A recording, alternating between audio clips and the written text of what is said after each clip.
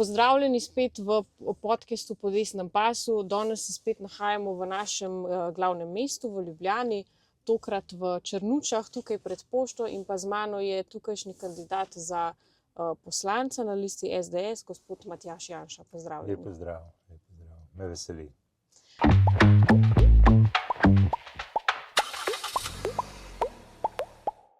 Ja, z veseljem smo danes prišli sem, se spet malo pokazati z vami, se malo pogovoriti. Pa mogoče, če za začetek poveste, kdo ste vi, s čim se ukvarjate?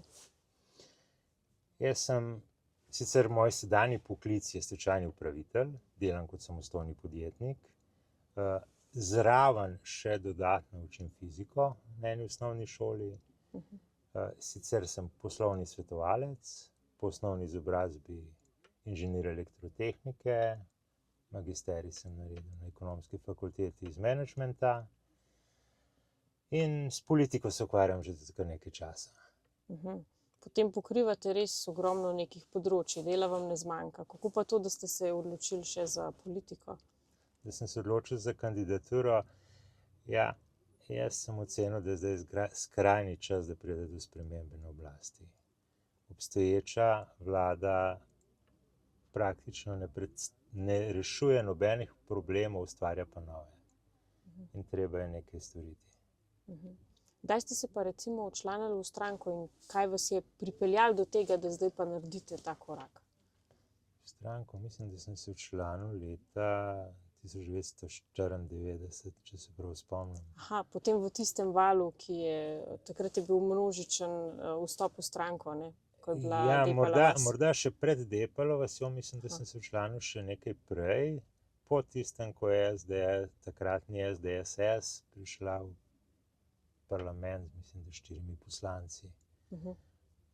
Sem ocenil, da to je pa mogoče stranka, ki jo podpiram, no, pa sem jih ostal zvest do danes. Lepo, in ste se odločili, da se tudi sami politično udejanjate, ne? Tako, menim, da je potrebno prispevati nekaj svojega dela, nekaj svojega znanja, svojih izkušenj, zato da nam bo na koncu vsem bolje. Ker recimo, danes smo priča temu, sploh pri aktualni oblasti, ne, da vidimo ljudi, ki nikoli v življenju niso nič delali, ne, nimajo, se mi zdi, da nič delovne dobe, zdaj v privat sektorju govorimo, ne, in potem pridejo direktno v politiko na neko odločevalsko mesto in niti nimajo občutka, kaj ljudi zares pesti, ne, kakšno izgleda realno življenje. Pri vas pa je drugače, ne? Ja, to, kar ste rekli, smo videli pri tej vladi večkrat. Ljudje, ki niso nikoli delali, so se odločali o tem, kako naj delajo v gospodarstvu. Če se spomnimo tistih, po domače povedano, štempljanja in tako naprej. Nobenega problem, ki so ga izpostavili, bil pravi, ne, izkoriščanje delavcev v določenih podjetjih. Ampak ustvarili so pa nov, še večji problem, pa tistega osnovnega problema pri tem sploh niso rešili. Vidi se, da ljudje, ki nimajo izkušenj, življenjskih izkušenj, ne samo izkušenj v gospodarstvu ali pa v politiki, da težko odločajo, ker enostavno ne vejo, o čem odločajo. Enostavno ne slišijo tudi stiske ljudi, ne, potem na koncu. Ne znajo se z ljudmi pogovarjati, najbolj me pa moti to, da nekdo, ki ni strokovnjak, začne poučevati strokovnjake o njihovi stroki. Naprimer, ljudje, ki niso nikoli delali v gospodarstvu, kar naenkrat razlagajo menedžmentu in delavcem v gospodarstvu, kako naj bi morali oni delati. Saj lahko, da imajo prav. Prav je, da se politik posvetuje strokovnjaki. Jaz imam občutek, da današnja oblast dela brez predhodnega posvetovanja, bolj na osnovi branju nekih političnih knjig, ki so se že zdavnaj izkazale za zgrešene, naprimer marksizma. Marksizem, tudi nekateri teoretiki marksizma, ki so dolgo časa to zagovarjali, so recimo kasneje uvideli zmoto in danes niti slučajno ne zagovarjajo več teh teorij. Recimo Sol, ameriški ekonomist. Ampak tega imamo sploh v Sloveniji, se mi zdi, da je izjemno veliko, ne. Mi imamo recimo zdaj že dve stranke, ki pač odkrito povesta, da se one dve zavzemata za to, da bi se vrnil socializem v Slovenijo. Ja, to je meni nerazumljivo z vidika prebivalcev. Razumem, da določeni politiki zagovarjajo neke ideje, zaradi katerih želijo pridobiti glasove in biti izvoljeni v državni zbor. Ne razumem pa ljudi, ki temu nasedajo. Ne razumem, da jih nekaj odstotkov glasuje za neko ideologijo, ki je že zdavnaj dokazano zgrešena. Očitno moramo zgodovino ponoviti, da se bomo z nje spet nekaj naučili. Videli smo, kaj se je zgodilo z Venezuelo. Pred 30 leti je bila to, mislim, da 7. najbogatejša država na svetu. Potem so prišli socialisti in danes so in rešili so problem. Razlike med najbogatejšimi in najnižjimi so izredno nizke. Ne? Vsi imajo zdaj približno $1 mesečne plače. Ja, vsi so revni. Vsi so revni. Ne? Socializem vedno pelje v tej smeri. Ne glede na to, razne teoretike sem poslušal, ki razlagajo, ja, pa to ni še pravi socializem je drugačen, pa tako naprej. Ampak tistega drugačnega nikjer ne doživimo. Problem socializma je, da na koncu vladajo ljudje, ki jih je socializem pripeljal na oblast, in to so spet ljudje krvavi pod kožo in prej slej obrnejo sistem tako, da je njim v korist, ne pa narodu. Ampak zanimivo je pa to, mislim, zakaj pa ljudje vedno nasedajo na te parole, socialistične? Zakaj so tako všečne? Ja, jaz mislim, da je to že iz antične Grčije so znali razložiti, da bodo ljudje raje glasovali za nekoga, ki jim bo obljubil sladke kremšnite, kot za, ne vem, zdravnika, ki jim bo obljubil, da bojo bolje živeli, če vpili grenke čaje. Jasno, šele na dolgi rok se pozna razlika. Enkrat bojo težave, sladkorno, z gnilimi zobmi. Pač ne znamo gledati dovolj korakov naprej, dovolj v prihodnost. In ravno zaradi tega se moramo učiti zgodovine. In zgodovina nam je že enkrat dala odgovore na vsa ta vprašanja. Nažalost mladi, ali pa tudi ne samo mladi, nočejo razumeti, kaj se je že zgodilo in da se nam bo to zgodilo ponovno. Ja, to je v bistvu žalostno, ne, da se potem skozi vrtimo v krogu na ta način. Absolutno, ne. Pa nismo samo Slovenci taki, ampak da smo Slovenci najbolj v tem trenutku najbolj množično k temu pristopili, vsaj v Evropi. Še vseeno pa se mi zdi, da sploh pod tem norim mandatom Golobove vlade se stvari majčkeno obračajo na bolje, ker smo zdaj res padli toliko nizko, da mogoče so se ljudem začele malo odpirati oči. In recimo ena izmed najbolj kritičnih stvari trenutno je to, da smo, kar se tiče gospodarske rasti, da imamo za 30% nižjo gospodarsko rast od povprečja v Evropi. Kaj storiti zdaj? Ja, veliko stvari bo treba relativno hitro spremeniti, učinki bodo pa vidni šele čez nekaj let. Vedno je tako, da ni problem spremeniti slabe ukrepe sedanje vlade. Problem je, da ko se enkrat konkurenčnost gospodarstva zniža ali pa začne zniževati, se bodo obratni trendi videli šele čez nekaj let. To je najhujše. Tudi posledice tega zniževanja bodo v resnici videli šele čez nekaj let. Tudi če jih bomo obrnili pravočasno, ne bo prej rezultatov. Žalost pri gospodarstvu je tako, da so investicijski cikli, ki trajajo več let, se pravi podjetnik se odloči, ali bo investiral nek kapital v neko državo in takrat si naredi račune za naslednjih 20 let. On mora vedeti, da se mu bo ta investicija splačala, koliko letih se mu bo vrnila, in pomembno je, da pozna davčno zakonodajo, da ve, kako bo z davki, da ve, kako bo z državno pomočjo, da ve, kako bo s ceno delovne sile, ker brez tega ne zna izračunati investicije. In ni zadosti samo, da imamo, kar je sicer velika prednost Slovenije, dobro izobraženo delovno silo in relativno dobro okolje. Seveda infrastruktura bi se dala še precej izboljšati, ampak potrebno je imeti stabilno davčno okolje, ki je predvsem predvidljivo, zato da lahko izračunajo vrednost svoje investicije, ker če ne vedo, kaj se bo zgodilo čez nekaj let, potem si bodo vzeli bistveno večje rezerve pri sami investiciji in bodo prej slej ugotovili, da je ta investicija lahko cenejša v neki sosednji državi, na Hrvaškem ali pa na Madžarskem ali celo v Avstriji. In to se dogaja. Posledice bomo pa spet videli šele čez nekaj let, ko se bo število delovnih mest pri nas zmanjšalo oziroma zmanjševalo se bo predvsem število delovnih mest z visoko dodano vrednostjo.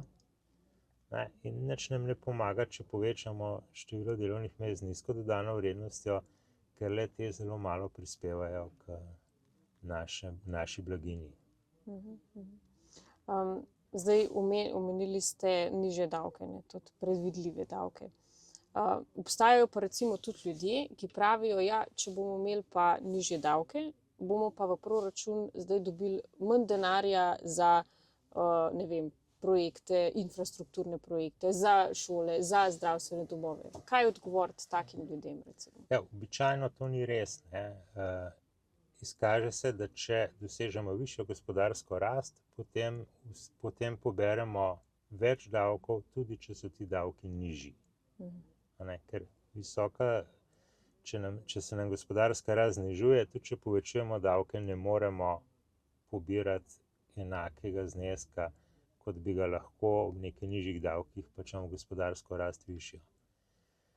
To je zelo sicer težko morda razumeti na prvo besedo, ampak če se naredi nekaj izračunov, se pa to vidi.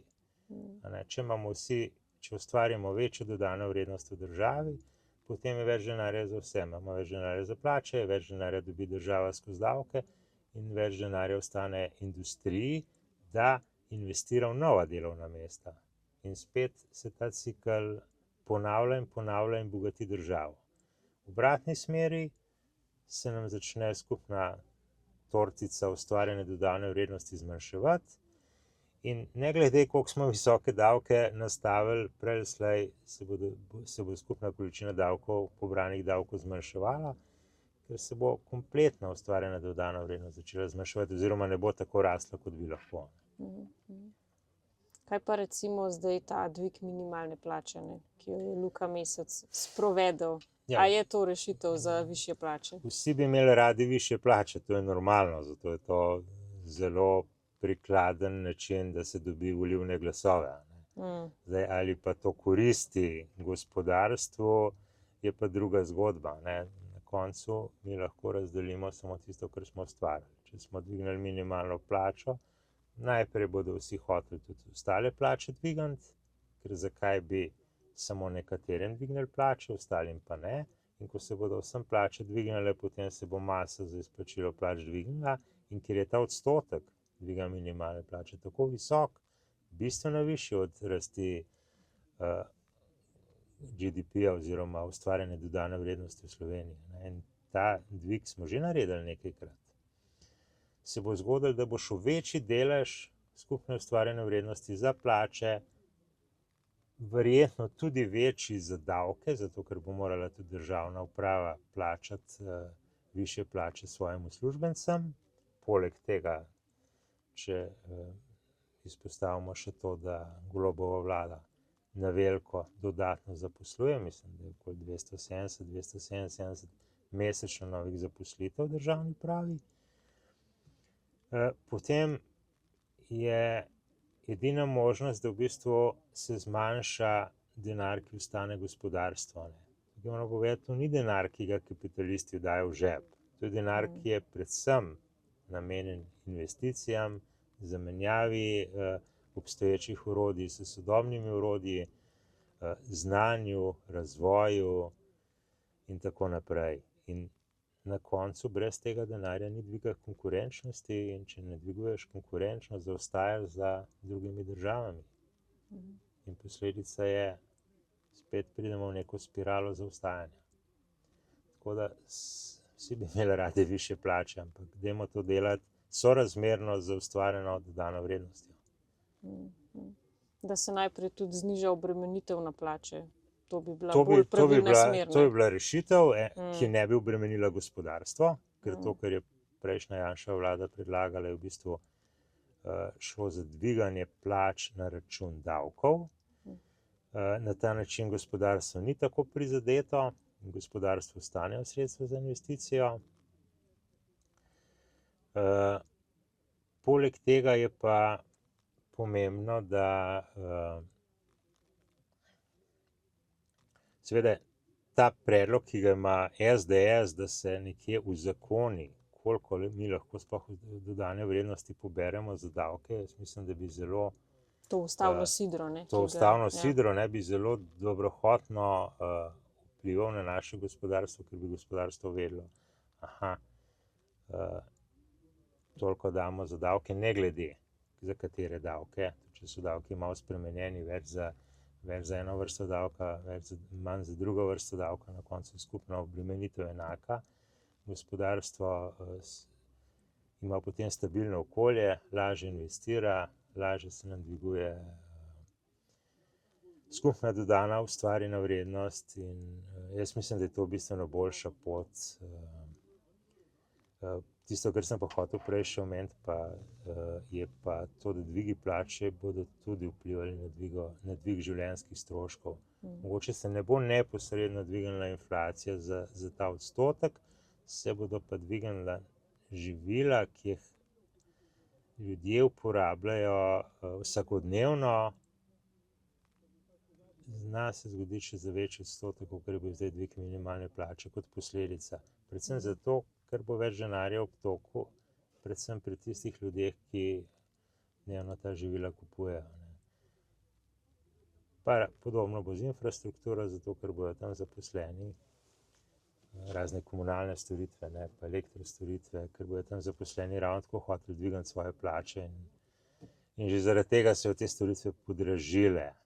Potem pa spet nismo nič profitirali, na koncu bo tisti, ki je zdaj na minimalni plači, ugotovil, da je spet pod pragom revščine. Gospodarstvo bo pa na slabšem.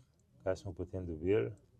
Mislim, smo dobili bistveno slabše gospodarstvo, še nekaj takih ciklov, pa nas bo Hrvaška krepko prehitela. Zdaj pa glede na to, da poučujete tudi fiziko, pa če greva še malo na šolstvo. Zdaj velik problem v šolstvu je tudi to, da primanjkuje učiteljev. Kaj tukaj storiti? Ja, tukaj je več možnosti, ki se jih lahko poslužimo. Zdaj problem, zakaj manjka določenih vrst učiteljev v šolstvu, je predvsem ta, da se učitelji ne želijo tam zaželeni, oziroma je ta poklic ni več preveč privlačen. Vsaj za nekatere. Ne gre samo za plačo, plače niti niso tako zelo slabe, so pač za učitelje nikoli niso bile nekje super plače, ampak gre za status učitelja, gre za njegovo avtoriteto v šoli, gre za mogoče ogromno obremenitev z razno birokracijo, katere je soočen. In gre za to, pri nekaterih pa tudi za to, da enostavno brez problema lahko dobijo bistveno boljše plačana delovna mesta nekje v gospodarstvu ali pa državni upravi, z ustrezno izobrazbo. Tako da manjka, po moje, bolj tehničnih poklicev učiteljev, kot so učitelji fizike, matematike in tako naprej. Morda bi se dalo to rešiti na način, da se tiste iz gospodarstva, ki imajo ustrezna znanja in bi bili pripravljeni se priučiti za poklic učitelja, da bi jim omogočili malo drugačne pogoje prehoda v šolski sistem pa napredovanja. Zdaj recimo jaz pri 35 letih delovne dobe ali pa 34 letih delovne dobe v šolstvu štartam kot začetnik. Kar je mogoče malo neprijetno, ampak jaz to delam ob svojem rednem delu, tako da nisem bil finančno motiviran, ampak bolj z drugih razlogov. Zdaj pa še mogoče za konec, glede na to, da se nahajava tukaj v Črnučah, kaj pa je tukaj kakšna taka, ne vem, lokalna problematika, kaj bi bilo za izboljšati? Ja, lokalni Mogoče, če bi začel najprej z nekim splošnim konceptom, jaz mislim, da je to problem vseh krajevnih skupnosti v Ljubljani, da nimajo neke vrste participativnega proračuna. Se pravi, da bi lahko sami odločali o nekem večjem znesku denarja, zakaj bo porabljen. Ampak vsem odloča občina, seveda tudi na predloge krajevne skupnosti, ampak na koncu je vse odvisno od centralnih odločitev v občini. Tako bi pa lahko krajevna skupnost se sama zmenila, komu bo dala prednost. Če bi imeli večje vsote na razpolago, ne da bi z njimi razpolagali, ampak da bi odločali o projektih znotraj teh vsot. Druga stvar je problemi, ki se tičejo Črnuč in so bili že reševani precejšnjo število let v smislu dajanja pobud pa opozarjanja občinov, pa še vedno niso rešeni. So recimo, da del Črnuč še vedno nima kanalizacije.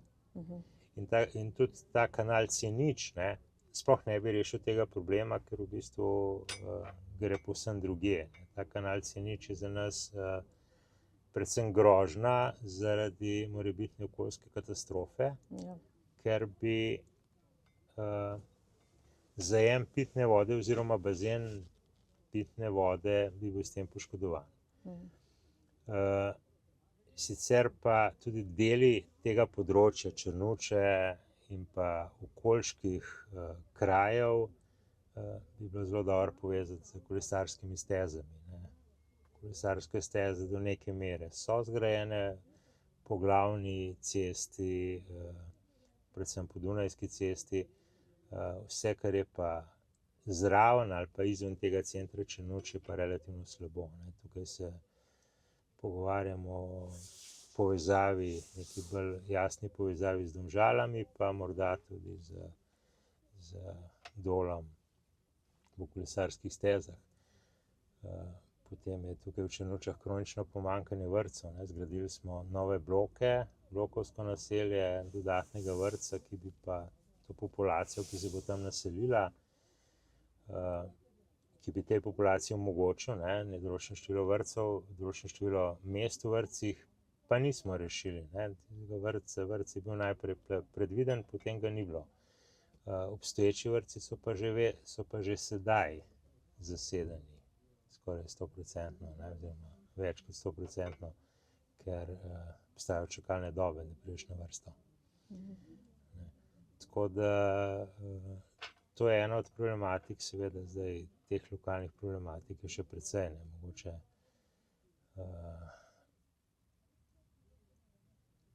Mislim, da sem glavne povedal, so pa sigurno še take manjše, mogoče ne sodijo potem bolj na lokalno raven.